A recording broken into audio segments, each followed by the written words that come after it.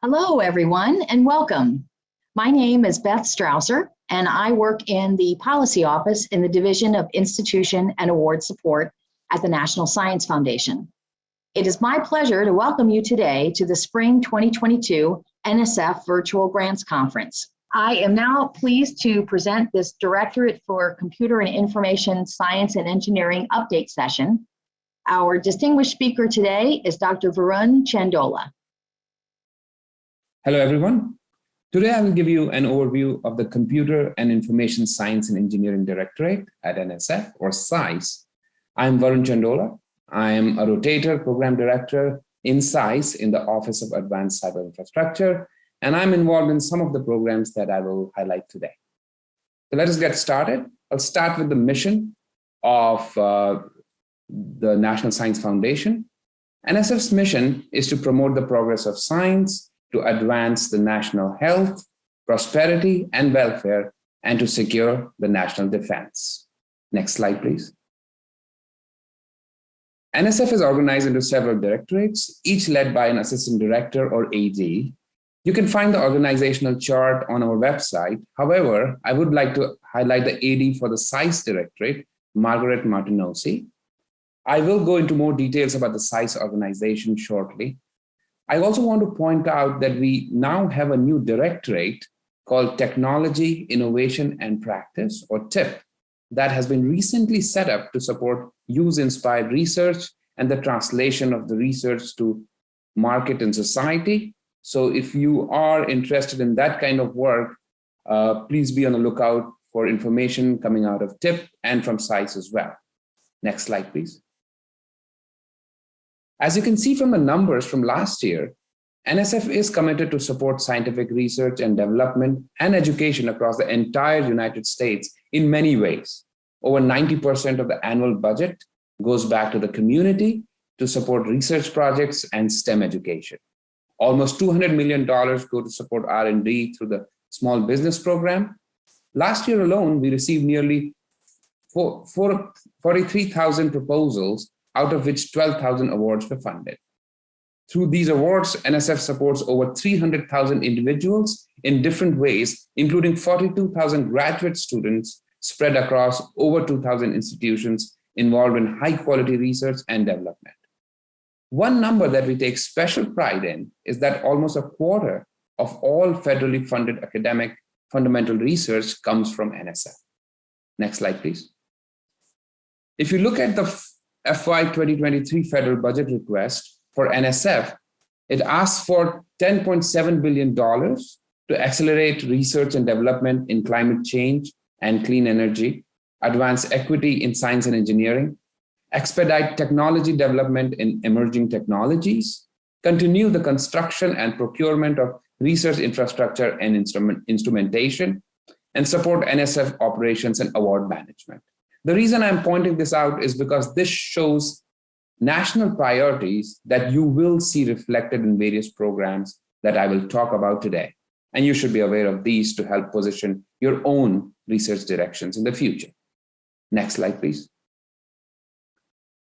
NSF supports fundamental academic research in all areas of science and engineering, especially in computer science and engineering, where it accounts for almost 80% of federal research support. So if you're a junior PI in computer science or any other field that involves computing, there's a good chance that you will consider NSF to support your research. Next slide, please. Given the importance of NSF in supporting basic and applied research in the United States, it is critical that the process of making awards to researchers is done in a fair, competitive, transparent, and in-depth manner. To ensure that, NSF has a three-phase merit review process that is considered the gold standard by which competitive scientific research grants are evaluated. In phase one of this three-phase process, after a funding opportunity is announced, PIs have at least 90 days to respond to these calls and submit a proposal. In phase two, the program officers check these proposals for compliance and then set up review panels to get the proposals reviewed by experts from across the country. These recommendations are then considered by the program directors or program officers to make their own recommendations to the division director of the corresponding division, who makes the final decision for funding. These decisions are still in the form of a recommendation, and the proposal then enters the third phase called award processing. This is an NSF level activity where various financial and other aspects are reviewed before the final award is made. You can find more information about the merit review process at the URL here. And there's also a video there that explains the process in more detail. Next slide, please. Here is an overview of the main part of this session. I will first give you a quick overview of CISE organization. I will then highlight a few selected programs, and then finally talk about various partnerships that CISE has with other directorates at NSF as well as other agencies. And then we can take questions from the audience. Next slide, please. So let us start with the organization of CISE. So at the top, the CISE leadership consists of Margaret Martinosi, who's our assistant director, and Joydeep Kundu, who's our deputy assistant director. CISE is further organized into 4 divisions, each focusing on different aspects of computer science and engineering. So the first division or office is the Office of Advanced Cyberinfrastructure, or OAC, which is led by our division director, Manish Parashar, and deputy division director, Amy Walton. OAC mission is to support and coordinate development, acquisition, and provision of cyber infrastructure resources, tools, and services that are essential to the advancement of science and engineering. OAC activities consist of data and software cyber infrastructure, leadership and advanced computing facilities, networking and cybersecurity services, and learning and workforce development in related fields. The second division is Computing and Communication Foundations, or CCF, which is led by Division Director Walter Cleveland and Deputy Division Director Philip Regalia. CCF's mission is to support foundational research in the field of computing, information, and communications.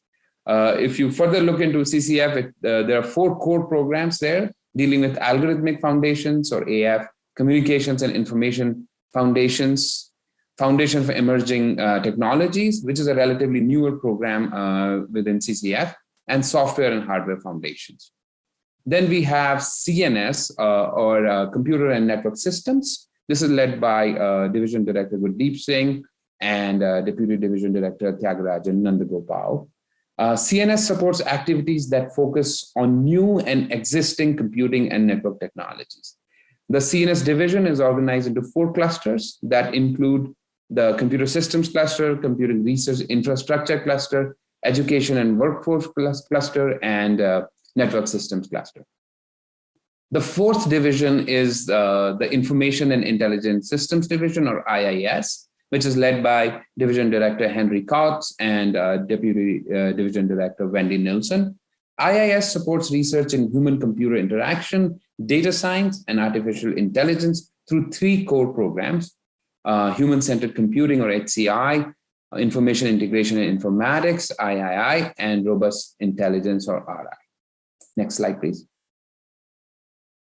As you can see by the numbers, CISE is a very active place. So the annual budget for CISE is around $1 billion. Last year, we received well over 7,000 proposals, ran over 450 panels to review these, and made 1,740 awards. These awards support close to 20,000 individuals from over 370 institutions, including senior researchers, graduate and undergraduate students, postdoc researchers, and other professionals. And again, as you can see emphasized here, NSF accounts for more than 80% of the federal funding for basic computer science research, and the CISE Directorate is a major player in that. Next slide, please. As you will see here, CISE programs are tailored to align with current national priorities. For example, here I'm highlighting several of the national priorities that have impacted the funding opportunities coming out of CISE. These include AI, big data and robotics, cybersecurity, manufacturing and microelectronics, quantum information sciences, systems, smart communities, computer science education, and advanced wireless research. Next slide, please. The national priorities, some of which I listed in the previous slide, reflect the administration and congressional priorities as well. For example, if you look at the FY 2021 R&D budget priorities memo, you will see AI, quantum information science and computing very prominently mentioned. I encourage you to read some of these documents like the National AI Research and Development Strategic Plan, the National Security Strategy, the National Quantum Initiative, to see how these current national priorities are tied to the funding opportunities that are coming out of CISE. Next slide, please. In CISE, it is a matter of great pride that CISE-funded projects have had remarkable impact towards advances in computing, communications, information technology, and cyber infrastructure, all of which has greatly added to US competitiveness in these fields. For example, information technology accounts for roughly 25% of economic growth in the country since 1995. And CISE investments have led to development of billion-dollar industries in areas including networking, software, digital communications, AI, robotics, and more. Next slide, please.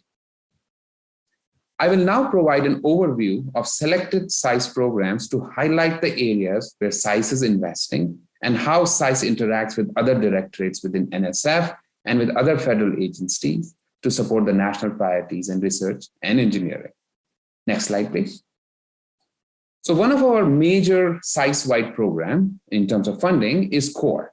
The CORE program is the most important part of CISE, which demonstrates a strong commitment to core of fundamental computer science research. Core research funding accounts for 50% of the overall CISE research budget. The general idea within the core program is not to focus on a specific area of computer science, but cast a broad net to encourage best and diverse ideas to come up. It is an approach that we also call let the thousand flowers bloom. However, at the same time, CISE constantly engages with the research community, including PIs and panelists, to understand specific community interests, and many of those are often emphasized in the core program. So please look out for things like Dear Colleague letters or DCLs, and even updates to the core solicitation to keep up to date with the areas that are being emphasized by the core program. Next slide, please. Further digging into the core program, which as I said is a CISE-wide activity, and is organized along the divisional breakdowns. For instance, IIS has 3 major programs here, CCFS 4, and so on.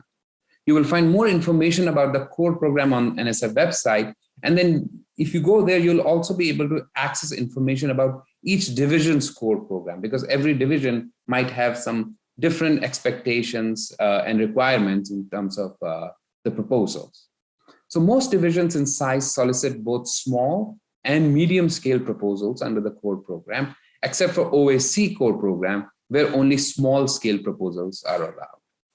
There have been some recent changes in the core program that I would like to alert you about. So right now you can put in a proposal for a small or a medium sized grant. For the small proposals, there is no deadline. So the deadline requirement has been lifted. So you're allowed to put in a proposal any time of the year. For the medium proposal, there's still a submission window, which was December 1st to December 22nd last year. The Foundations of Emerging Technologies or FET track in CCF is a new program. And finally, the core program for OAC division is also very new. And being new, they still have a deadline. So unlike the other 3 divisions core programs, OAC core program has a deadline, and it typically aligns with the medium proposal deadline in December. Next slide, please. So if you look beyond the core program, there are many other opportunities that are available to CISE researchers. Some of these are housed within CISE. For instance, the Expeditions in Computing, which is a large 50 million project spread across 5 years. We have the Principles and Practices of Scalable Systems, Formal Methods in the Field, and others, some of which I'll describe more later. Then CISE also leads several multi-directed activities as well. For instance, we have the Secure and Trustworthy Cyberspace, Cyber Physical Systems, National AI Research Institutes, Cyber Infrastructure for Sustained Scientific Innovation, and so on. And again, I'll talk more about many of these shortly. CISE also funds several programs related to education. For example, the Computer Science for All initiative, computing in undergraduate education. So these all are targeted towards the education side of CISE investments. There are several programs that CISE runs that are targeted for junior faculty. For example, CISE participates in the career program and also in the CISE Research Initiation Initiative, or CRRI. And then there are other multi-directorate programs where CISE is not necessarily taking the lead role, but is heavily engaged in. For instance, the foundation of robotics or future of manufacturing, designing materials to revolutionize and engineer our future, and so on. There's also a lot of investment from CISE in infrastructure. There is, for instance, the Major Research Instrumentation Program, or MRI, and the Mid-Scale Research Infrastructure. I will talk about the mid-scale research infrastructure shortly in more detail. Within CISE, we also have the CISE Community Research Infrastructure Program, or CCRI, which funds the development and implementation of CISE-centric research infrastructure and an integrated ensemble of user services, tools, and research community outreach to enable innovative CISE research. There are also several strategic programs that were created to address the NSF big ideas, for example, future of work, harnessing the data revolution, data science corps, quantum leap faculty fellows. Finally, CISE also participates in programs focusing on fostering entrepreneurship and technology translation. This includes programs such as the Convergence Accelerator, iCorps, the Industry University Cooperative Research Centers, IUCRC, and others. Of course, with the creation of the TIP Directorate, we expect that there will be new programs that will allow CISE researchers to explore ideas that can be translated into deployable technologies. So I would advise you to keep an eye on new announcements coming out of TIP and CISE. Next slide, please.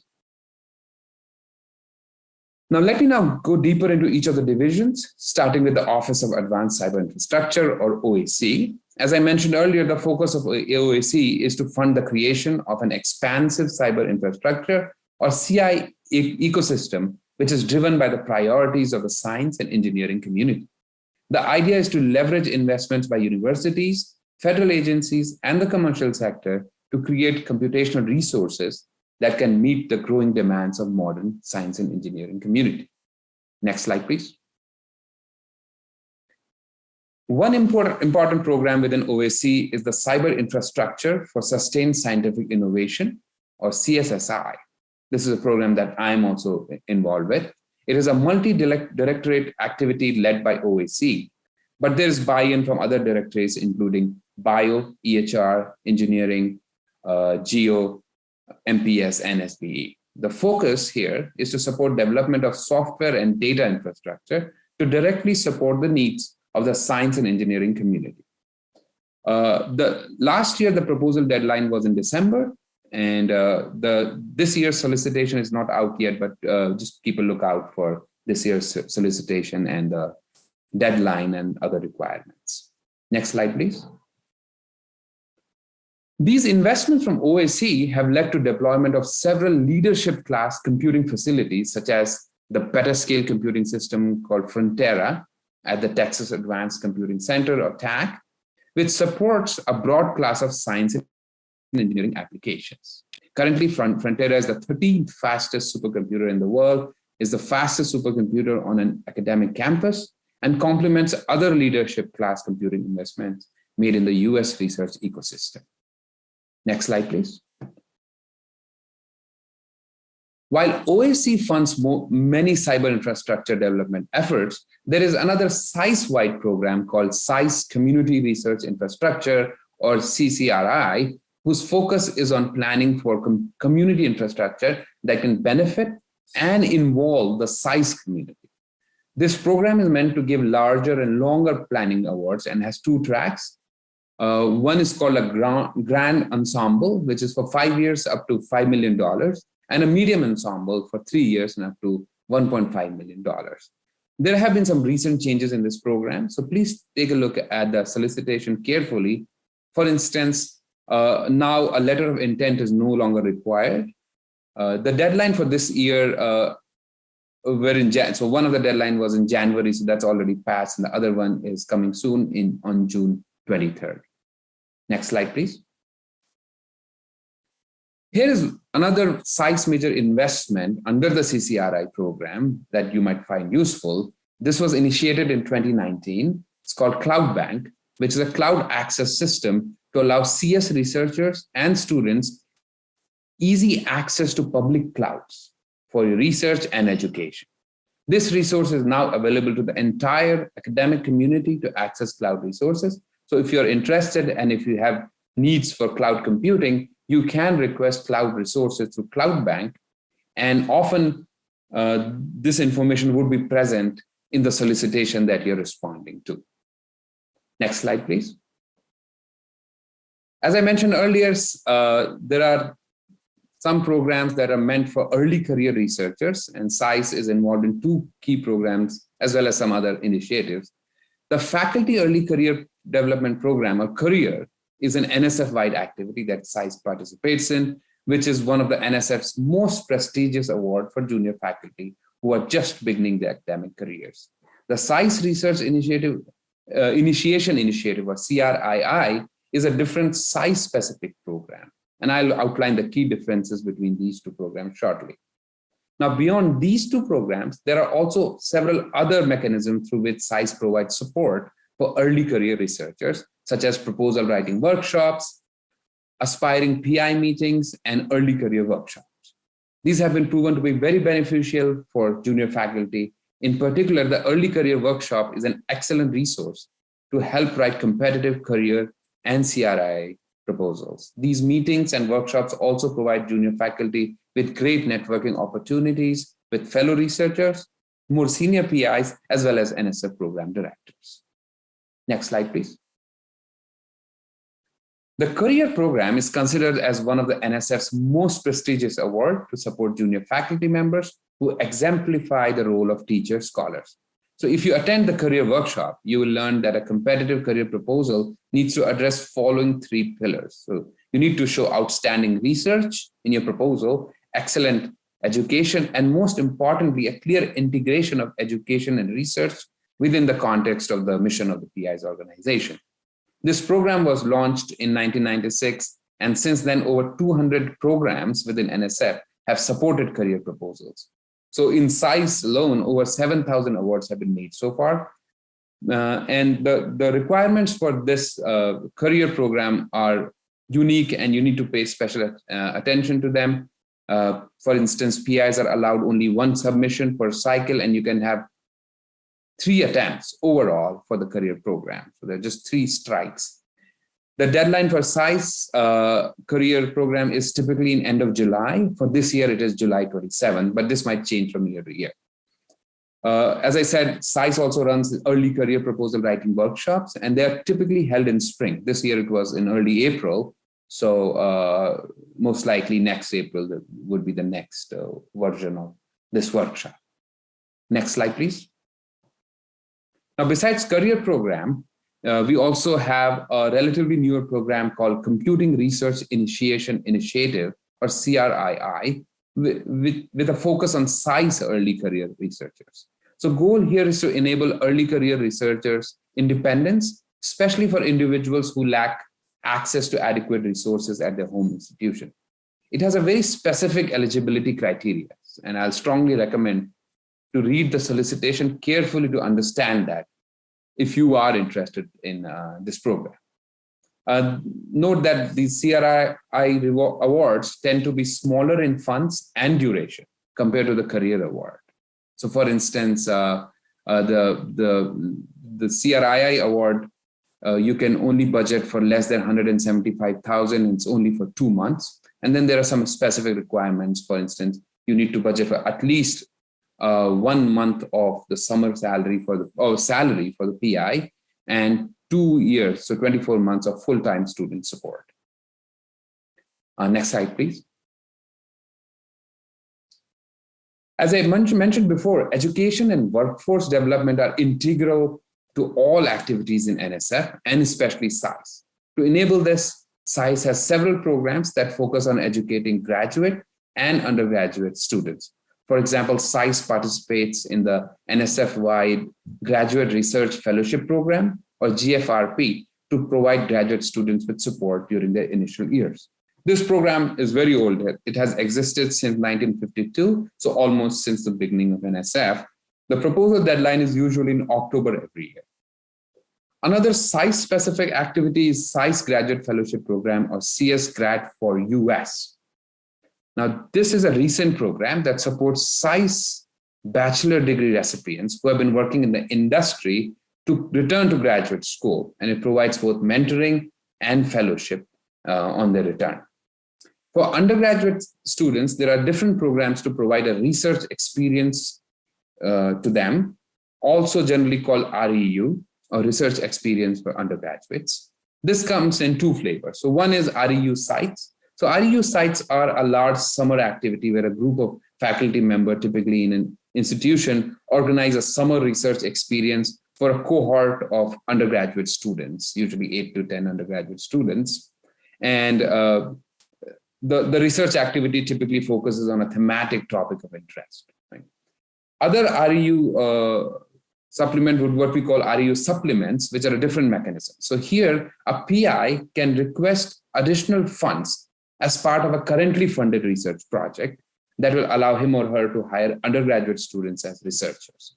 So there's no official deadline for REU supplements, but it is advisable to approach the cognizant program director, the one who's managing your current project, typically in spring. So generally, it's advisable to approach them in March timeframe, because first it will give your PD, or the program director, time to plan ahead. And then it also will allow them to assess if the supplement request is indeed reasonable. Next slide, please. Under the education and workforce development theme, I also want to highlight this very important activity in CISE that started in 2017, focused on broadening participation in computing, or BPC, which encourages CISE PIs to include meaningful plans, we call them BPC plans, in proposals submitted to a subset of CISE research programs. For example, right now, medium proposals submitted to the core program, as well as to the SAT-C, CPS, and expeditions and computing programs, require inclusion of a BPC plan.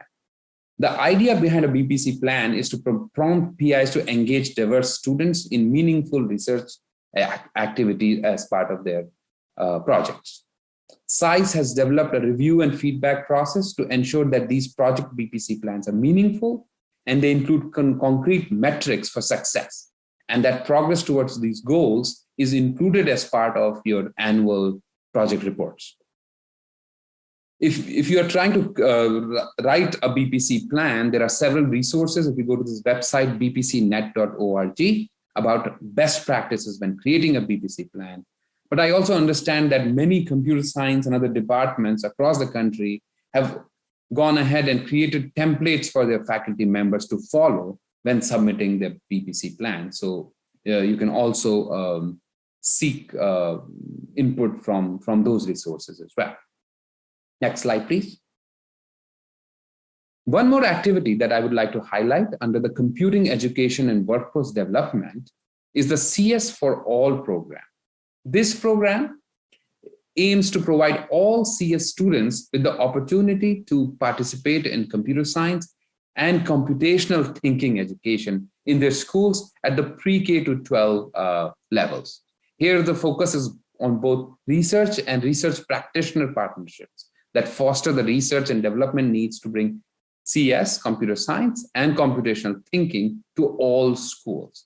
Specifically, this solicitation aims to provide high school teachers with the preparation, professional development, and ongoing support that they need to teach rigorous computer science courses. Also, for pre-K to 8 teachers with the instructional materials and preparation they need to integrate CS and CT into their education, and support to schools and districts with resources that they need to define and evaluate multi-grade pathways in CS and CT. So the proposal deadline for this program is typically in February every year. Next slide, please. As I had mentioned earlier, many of the recent CISE programs, and in fact, programs across NSF directorates, are direct responses to NSF's 10 big ideas. And many of you might already know that a few years ago, NSF engaged the scientific community to identify thematic priorities. And based on this input, came up with a list of 10 ideas. That's what we call NSF 10 big ideas, which you can see on the slide. And these ideas then led to instantiation of many programs in CISE and NSF in general. For instance, if you look at harnessing the data revolution idea, this resulted in several programs, some of which I will discuss shortly. Then there are other ideas that led to new solicitations as well. For instance, future of work, quantum leap, windows on the universe. Then there were also some process ideas like mid-scale research infrastructure, NSF includes, with a focus on education and workforce development, and growing convergent research, which emphasizes on translation of ideas from conception to deployment, something that is strongly aligned with our new TIP directorate. Next slide, please. Let us talk about one of the big ideas, harnessing the data revolution. The vision of this idea was to enable new modes of data-driven discovery to solve some of the fundamental problems at the frontiers of science and engineering. NSF investments towards harnessing the data revolution big idea is along three synergetic directions. One is the Tripods program, which is now in phase 2. Second is the Institutes for Data-Intensive Research in Science and Engineering, called IDERS. And the third is the Data Science Corps. And if you look at the solicitations, you will find more information, including requirements and deadlines. Next slide, please. Another big idea is the future of work at the human technology frontier, where CISE is involved in the funding program. The vision of this program is to fund basic scientific research on the interaction of humans, society, and technology that will help shape the future of work to increase opportunities for workers and productivity for the American economy. The deadline this year for this program was in February 2022. Please look out for calls for proposal for next year if you're interested in this area. Next slide, please. Mid-scale research infrastructure is another interesting activity that focuses on cyber infrastructure that addresses community and national scale computational and data-intensive science and engineering research. These are larger grants, and there are two different solicitations here. I'll talk about both of them. One is what we call the mid-scale research infrastructure 1, or RI1, and then there's mid-scale RI2. The RI1 program has two tracks. There's a design track that involves planning for maybe a future RI1 implementation, or RI2, or even a larger class of investment, which we call MREFC, which are these big instrumented centers. For the planning grant, PIs can ask for up to $6 million for the planning. The implementation track involves setting up new or upgraded research infrastructure in STEM, and the budget for an implementation grant can range from $6 million to $20 million. For the January last year, the deadline was in January, so this was in 2021 for a preliminary proposal, and then the full proposal was April 23rd. It is expected that this particular competition is a biennial funding cycle, so you can expect a call in 2023 again for this program. Next slide, please.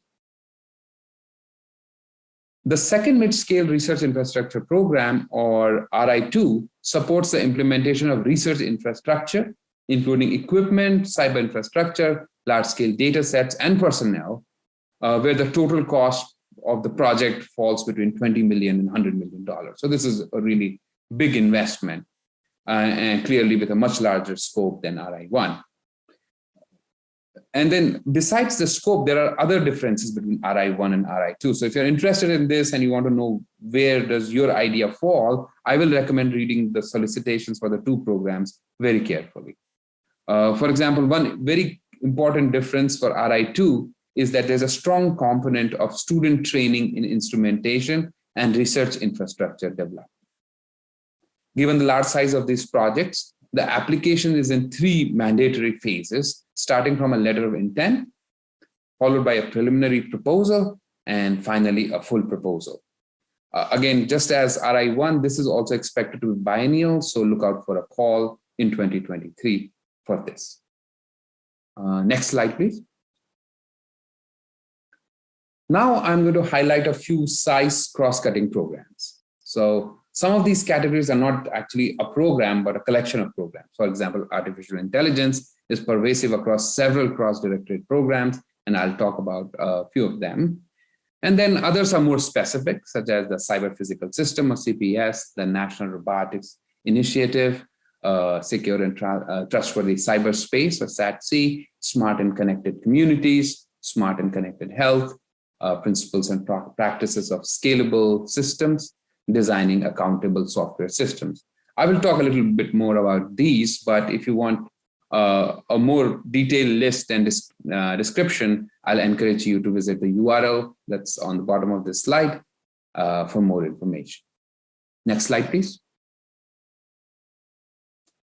So given the emphasis on artificial intelligence at the federal level, and I'm sure all of you are aware of a lot of discussion on AI and importance and critical need for advancements in AI, both at the federal level as well as in industry, right? NSF has also made strategic investments in this area. And given that computer science plays a central role in AI research, CISE obviously has been a major player in various programs centered around AI. And a lot of them connect the different big ideas under the AI umbrella. Over the past few years, NSF has invested substantially in this space, with over $120 million on fundamental AI research and over $500 million if you add the fundamental AI research and translational AI research. So you can see that there's a big investment in this direction. The AI investments interact closely with the harnessing the data revolution big idea, future of work big idea, and others as well.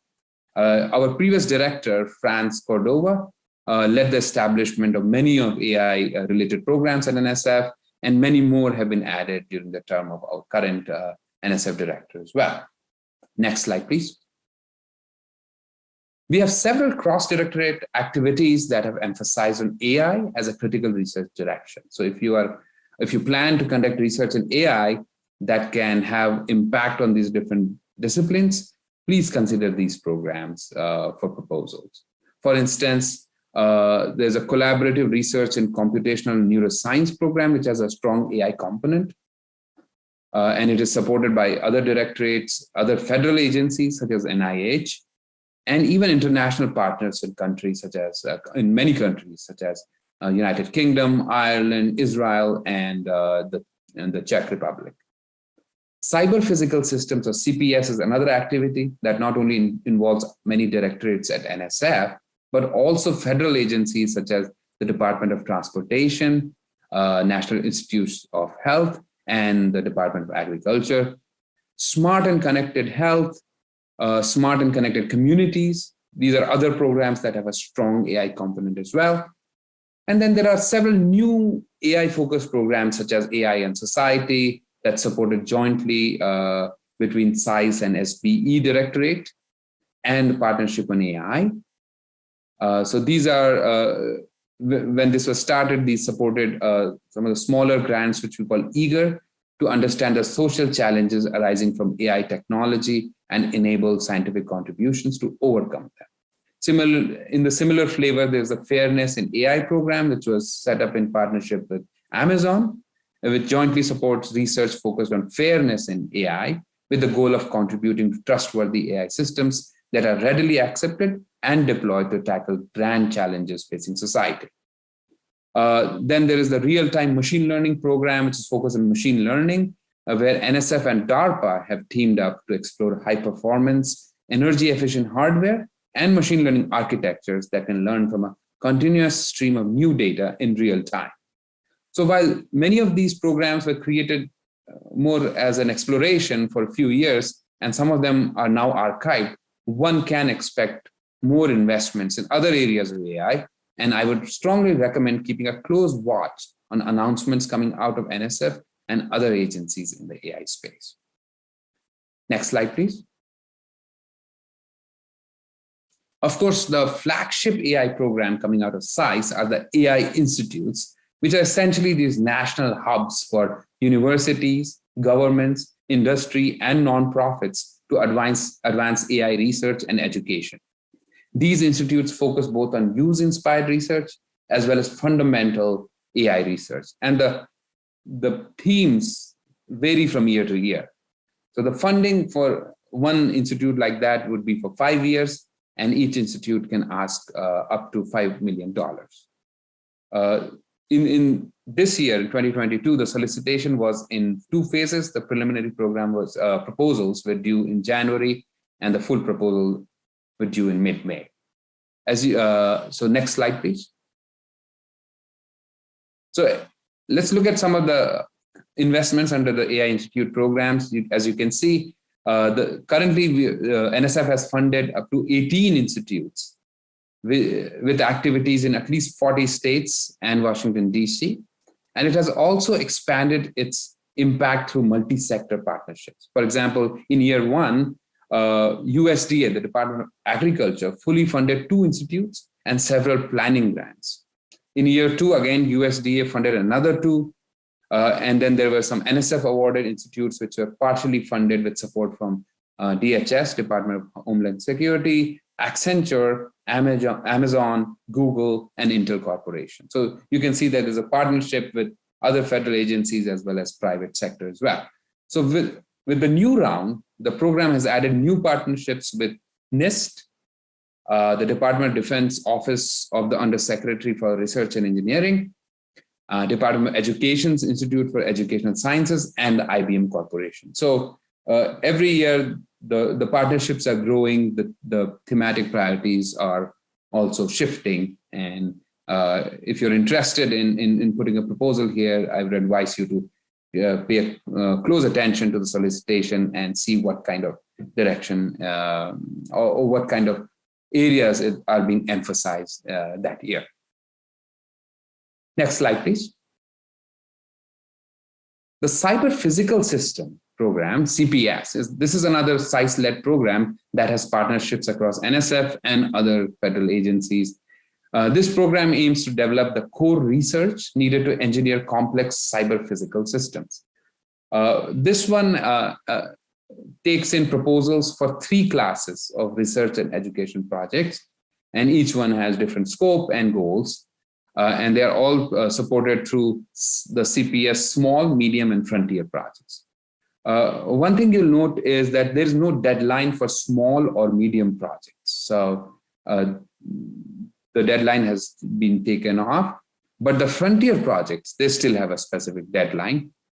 Also note that CPS includes a transition to practice TTP option, where you can emphasize on systems that can be deployed.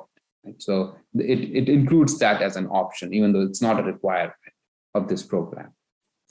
Next slide, please. The National Robotics Initiative, or NRI, right now it's NRI 3.0 because it has gone through several iterations, is another multi-partner initiative where the focus is on accelerating the development and use of ubiquitous core robots to assist humans with 4 major thrusts: scalability, customizability, lowering barriers to entry, and societal impact.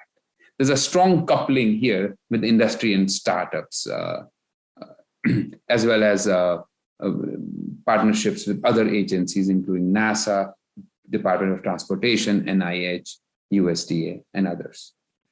Typically, the proposal deadline for this program is February every year, though this could change, so make sure to check the solicitation for exact details. Next slide, please. The Secure and Trustworthy Cyberspace Program, or SATC, this is our flagship and long-running program focusing on the question of how to secure the nation's cyberspace. So this is the fundamental cybersecurity research program. It supports fundamental scientific advances and technologies to protect our cyberspace from malicious activities while preserving privacy, promoting usability. So if you look at the solicitation, there are three perspectives in this program, or three thrusts. There's a core perspective, which funds the core cybersecurity research. It spans CISE and other directorates. Another is the education in cybersecurity thrust. And the third thrust is transition to practice, or TTP, where the goal is to create deployable cybersecurity technology. I talked about BPC plans earlier. For SATC, BPC plans are required at the time of the proposal submission. So in some other programs, BPC plan is encouraged during submission, but it is required at least before the award is made. But for SATC, it is required at the time of submission. So please make pay attention to that. In the past, while SATC had funded large size proposals as well, they are not allowed anymore for the 22 and 23 funding cycles. SATC has no proposal deadlines, so PIs can submit proposals throughout the year. Next slide, please. The smart and connected communities. This is another CISE-led activity that brings together partners from many directorates, and the goal is to create scientific and engineering foundations to enable smart and connected communities of the future. So the type of proposal that this program seeks to fund are where PIs are looking to integrate intelligent technologies, so that's more computer science kind of work, with natural and built environments to improve quality of life. So here there's a major component that is expected in proposals here, besides the innovative research, is a clear plan of engaging the community stakeholders into research and education plans. So this program, similar to SATC, it has no submission deadline, and you can submit a proposal around the year. Next slide, please. The Smart and Connected Health, or SCH program, it recently underwent a name change. In some ways, it's now called the Smart Health and Biomedical Research in the era of artificial intelligence and advanced data science. So this is another activity at NSF that has been updated to reflect the research priorities around AI and data science. And it shows how CISE considers these two directions very important. This is also a cross-directed activity with very significant partnership with NIH. The purpose of this interagency program solicitation is to support the development of advances in computer and information science, engineering, mathematics, statistics, behavioral and cognitive research to address pressing questions in the biomedical and public health communities. So in the past, while this program has had 2 submission deadlines, for 2022, there's only 1 deadline, and that's coming in November. Next slide, please. So I'll talk about one more selected program called DAS, or Designing Accountable Software Systems. And this has a slightly different flavor. As the name suggests, it focuses on research on software systems, but more on understanding and formalizing the relationship between complex software systems and the social and legal environments in which these systems need to operate. So this is a very interesting program because it brings together researchers from traditional computer science disciplines, as well as researchers from areas such as law and social, behavioral, and economic science. Right? So, and in fact, there's a requirement in this program where it expects that the PI team consists of at least 1 software expert and at least 1 expert from law or social, behavioral, or economic sciences domain. The next deadline for this program is going to be in January 2023. Next slide, please. So now I've given you a highlight of selected programs. Of course, there are more, and the URL that I showed earlier will give you a more detailed list of those. But now I would like to talk to you more about how NSF and CISE partners with other stakeholders in this space. Next slide, please. So as you might have already seen in the various programs that I discussed earlier, NSF partners with many other federal agencies, also with international partners, also partners with governments at state and local levels, with foundations, nonprofit organizations, with industry, and so on. And of course, with universities across the country. So all these partnerships are created or set up with three primary objectives. One is to deepen and grow research and innovation, right? Make available high quality and reliable research infrastructure, and develop the workforce for the future. Next slide, please. So here is one example of a very large public-private partnership led by NSF called the Platforms for Advanced Wireless Research of Power. This is a $100 million public-private investment to create a city-scale testing platform spread across 4 cities to enable and accelerate fundamental wireless research beyond 5G. Right? So there's an equal buy-in from CISE. So CISE is putting in $50 million for over next 7 years, and $50 million are coming from an industry consortium where there are more than 25 different entities, which are networking vendors, device manufacturers, and wireless carriers who are all interested in this effort. Next slide, please. So if you look at these partnerships with industry, they are done at NSF in a very principled manner. And NSF considers value propositions both for NSF and the industry partners. For NSF, such partnerships need to accelerate discovery, leverage resources, translate technology to deployment, grow the workforce, and increase NSF's visibility to different audiences. For industry, this allows them access to a gold standard merit review process, access to the future workforce, resources and infrastructure for accelerated discovery and translation, which can lead to opportunities to create intellectual property. Next slide, please.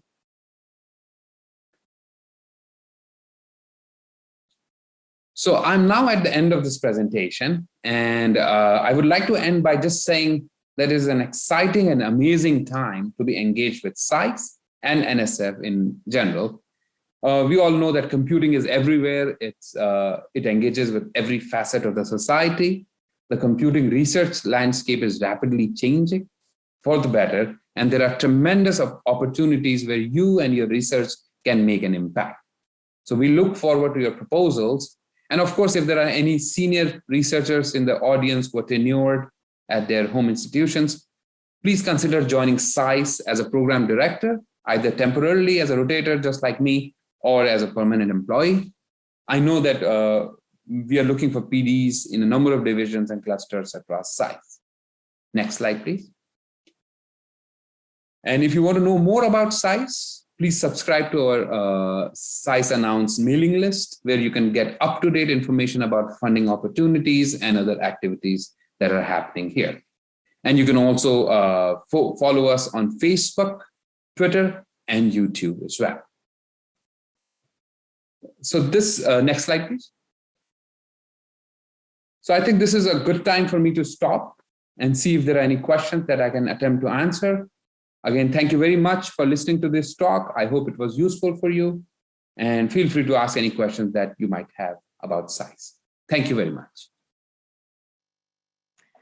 Excellent. Great. Thank you so much, Dr. Chandola. And it looks, that was a fantastic presentation. So it looks like we have a couple of questions that have come in through the Q&A. The first one is, should the student or the advisor be the PI for the GRFP program?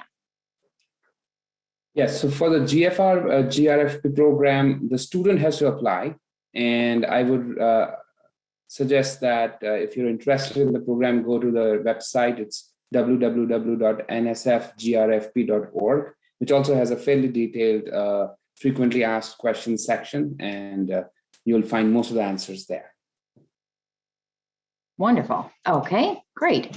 And then somebody else had asked, are there NSF CISE programs which new incoming faculty members can apply to for support in purchase of computing infrastructure? For example, GPU servers for their research lab. So typically, when computer science researchers write a proposal that requires new computing infrastructure, they usually budget it along with the other aspects of their budget. So in terms of a specific program focused just on purchasing hardware at a small scale, I don't think there's one like that, but I would also like you to look up so for NSF and CISE you can request for high throughput computing resources if that's what you're looking for. So instead of buying new hardware, you can apply for computing resources through a program called Partnership to Advanced Throughput Computing, or PATH. This is a project that's supported by NSF, and many solicitations explicitly ask you to request for resources through that. If you're interested in cloud resources, then as I mentioned earlier in the presentation, we have a cloud bank. So there are these different options that you can explore to acquire computing resources. But as I said, if you want to purchase any computing resources, the best idea would be to allocate that in your budget. And of course, you have to justify that as well. Okay, great. And actually somebody had written in that exceed can be useful Yes. in that regard as well. So exactly. yes, so thank you for whoever wrote that in. Okay, I think we have a time for one more question. So the person says, before applying, is it appropriate or advisable for faculty to reach out to the program manager for that program beforehand? And if so, should they share a one-page summary of their intended proposal? What should they do? Yes and yes, definitely. I think it's a very good idea to reach out to the program director and share your idea. A one-page summary would be really useful for them to get an idea of what you mean by your proposal. So yes, I think that's a very good idea, and you should do that. All right, wonderful. Well, I think that's all we have as far as the questions go. So thank you again, Dr. Chandola, and thank you to our audience for participating, and have a wonderful rest of the day, everybody. Thank you.